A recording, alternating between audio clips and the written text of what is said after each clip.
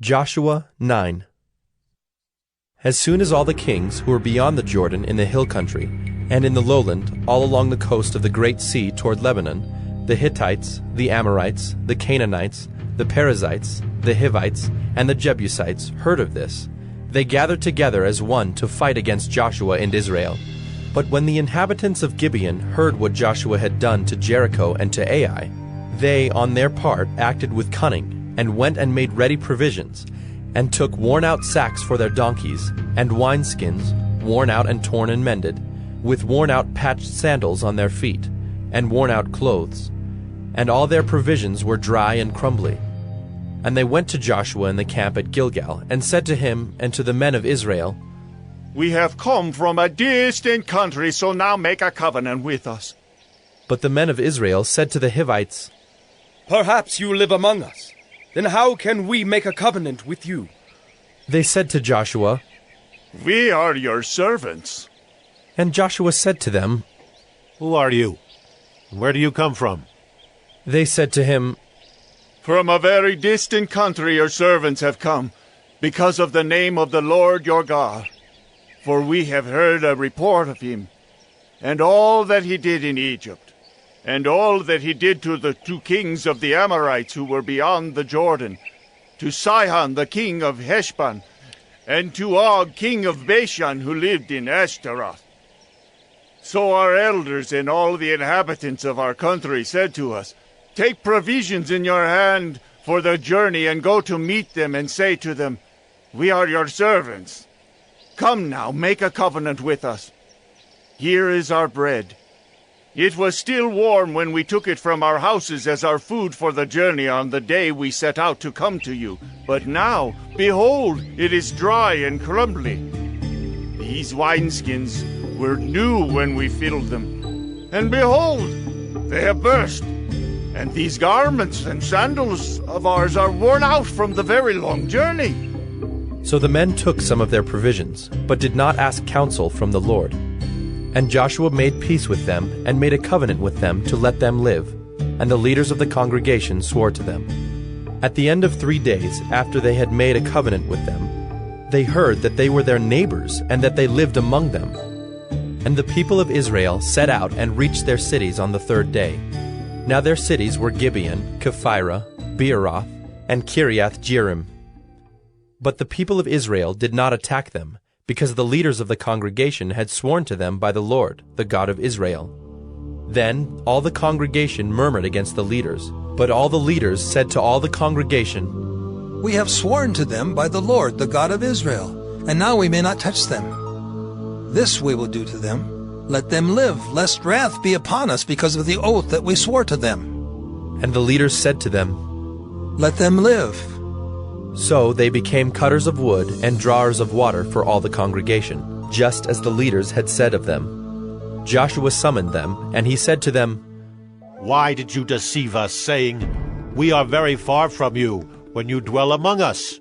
Now therefore you are cursed, and some of you shall never be anything but servants, cutters of wood, and drawers of water for the house of my God." They answered Joshua, "Because it was told to your servants for a certainty that the Lord your God had commanded his servant Moses to give you all the land and to destroy all the inhabitants of the land from before you. So we feared greatly for our lives because of you and did this thing. And now, behold, we are in your hand. Whatever seems good and right in your sight to do to us, do it." So he did this to them, and delivered them out of the hand of the people of Israel, and they did not kill them. But Joshua made them that day cutters of wood and drawers of water for the congregation and for the altar of the Lord, to this day in the place that he should choose. Joshua 10. As soon as Adonizedek, king of Jerusalem, heard how Joshua had captured Ai, and had devoted it to destruction, doing to Ai and its king as he had done to Jericho and its king, and how the inhabitants of Gibeon had made peace with Israel, and were among them, he feared greatly, because Gibeon was a great city, like one of the royal cities, and because it was greater than Ai, and all its men were warriors. So Adonizedek, king of Jerusalem, sent to Hohem, king of Hebron, to Piram, king of Jarmuth, to Japhiah, king of Lachish, and to Deber king of Eglon, saying, Come up to me and help me, and let us strike Gibeon, for it has made peace with Joshua and with the people of Israel. Then the 5 kings of the Amorites, the king of Jerusalem, the king of Hebron, the king of Jarmuth, the king of Lachish, and the king of Eglon, gathered their forces and went up with all their armies and encamped against Gibeon and made war against it. And the men of Gibeon sent to Joshua at the camp in Gilgal, saying, Do not relax your hand from your servants. Come up to us quickly and save us and help us, for all the kings of the Amorites who dwell in the hill country are gathered against us. So Joshua went up from Gilgal, he and all the people of war with him, and all the mighty men of valor. And the Lord said to Joshua, Do not fear them, for I have given them into your hands. Not a man of them shall stand before you. So Joshua came upon them suddenly, having marched up all night from Gilgal. And the Lord threw them into a panic before Israel, who struck them with a great blow at Gibeon, and chased them by the way of the ascent of Beth-horon, and struck them as far as Azekah and Makkedah. And as they fled before Israel, while they were going down the ascent of Beth-horon, the Lord threw down large stones from heaven on them as far as Azekah, and they died. There were more who died because of the hailstones than the sons of Israel killed with the sword. At that time Joshua spoke to the Lord in the day when the Lord gave the Amorites over to the sons of Israel. And he said in the sight of Israel, Sun, stand still at Gibeon, and moon in the valley of Ajalon. And the sun stood still, and the moon stopped, until the nation took vengeance on their enemies. Is this not written in the book of Jasher? The sun stopped in the midst of heaven, and did not hurry to set for about a whole day. There has been no day like it before or since, when the Lord heeded the voice of a man, for the Lord fought for Israel. So Joshua returned, and all Israel with him, to the camp at Gilgal. These 5 kings fled, and hid themselves in the cave at Makkedah. And it was told to Joshua, The 5 kings have been found, hidden in the cave at Makkedah. And Joshua said, Roll large stones against the mouth of the cave, and set men by it to guard them. But do not stay there yourselves. Pursue your enemies. Attack their rear guard. Do not let them enter their cities, for the Lord your God has given them into your hand. When Joshua and the sons of Israel had finished striking them with a great blow until they were wiped out, and when the remnant that remained of them had entered into the fortified cities, then all the people returned safe to Joshua in the camp at Makkedah. Not a man moved his tongue against any of the people of Israel. Then Joshua said, Open the mouth of the cave, and bring those 5 kings out to me from the cave. And they did so, and brought those 5 kings out to him from the cave, the king of Jerusalem, the king of Hebron, the king of Jarmuth, the king of Lachish, and the king of Eglon. And when they brought those kings out to Joshua, Joshua summoned all the men of Israel, and said to the chiefs of the men of war who had gone with him, Come near, put your feet on the necks of these kings. Then they came near, and put their feet on their necks.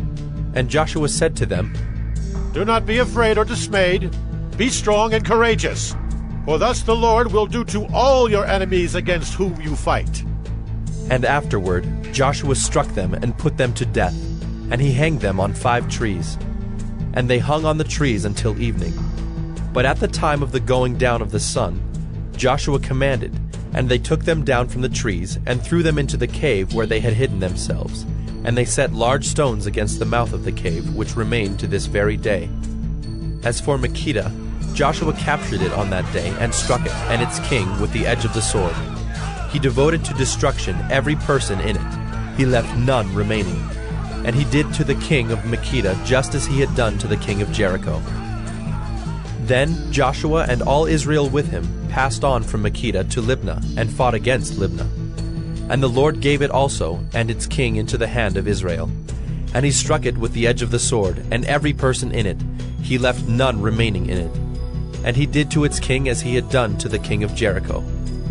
Then Joshua and all Israel with him passed on from Libnah to Lachish, and laid siege to it, and fought against it.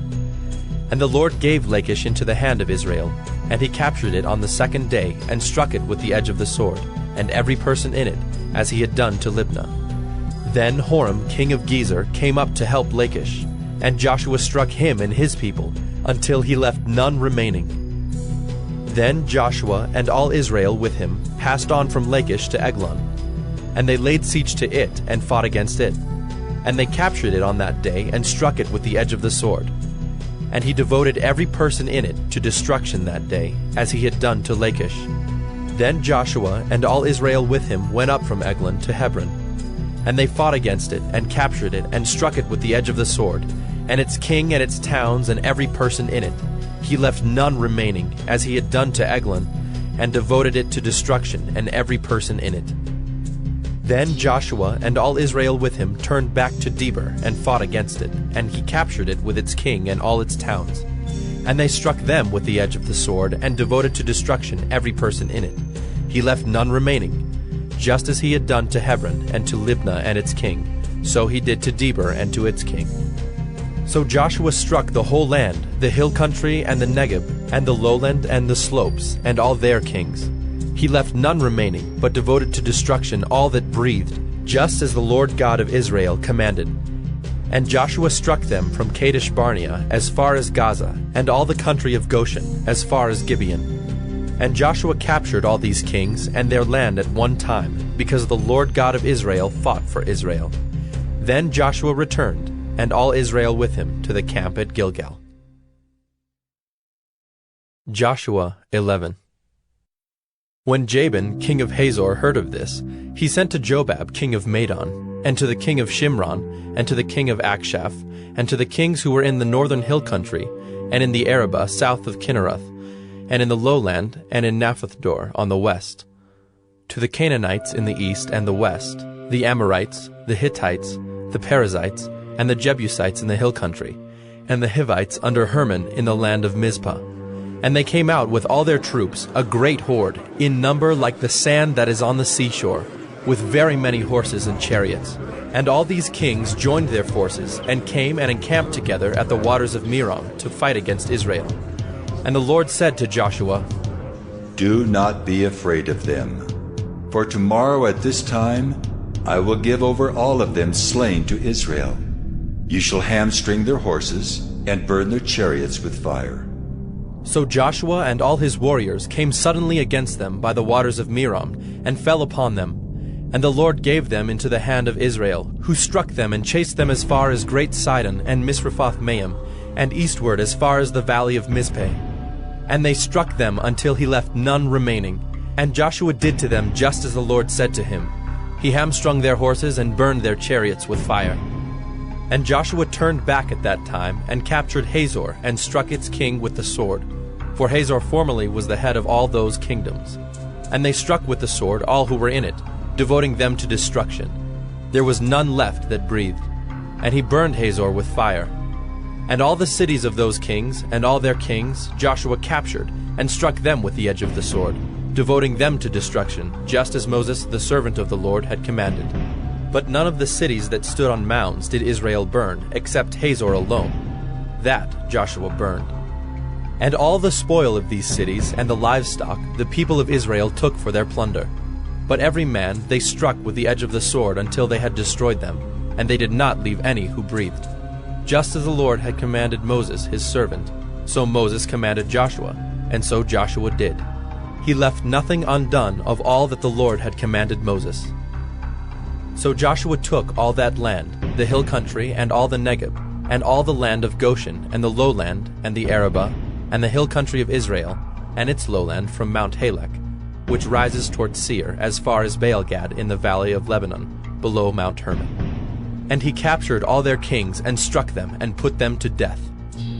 Joshua made war a long time with all those kings. There was not a city that made peace with the people of Israel, except the Hivites, the inhabitants of Gibeon. They took them all in battle.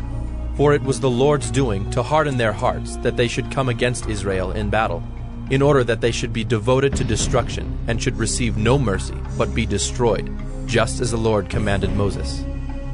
And Joshua came at that time, and cut off the Anakim from the hill country, from Hebron, from Debir, from Anab, and from all the hill country of Judah, and from all the hill country of Israel. Joshua devoted them to destruction with their cities. There was none of the Anakim left in the land of the people of Israel, Only in Gaza, in Gath, and in Ashdod did some remain. So Joshua took the whole land, according to all that the Lord had spoken to Moses. And Joshua gave it for an inheritance to Israel, according to their tribal allotments. And the land had rest from war.